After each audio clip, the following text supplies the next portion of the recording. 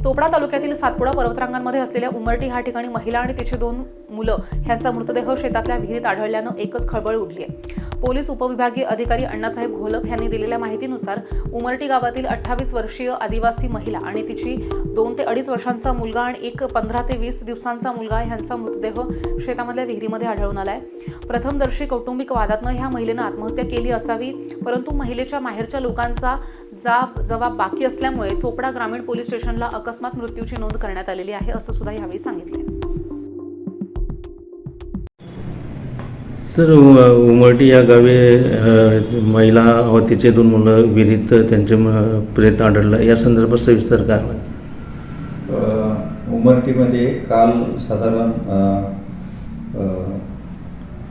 11 वाजताच्या सुमाराला विहिरीमध्ये पमिता डोंगरसिंग पावरा वय 28 वर्ष आणि तिच्यासोबत तिचा एक लहान मुलगा आणि एक छोटंसं बाळ असं तिघांचे मृतदेह त्या विहिरीत आम्हाला मिळून आले।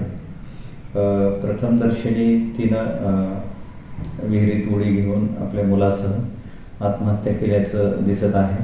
आम्ही अकस्मात मृत्यू सध्या रजिस्टर केलेला आहे आणि तपास करत आहोत।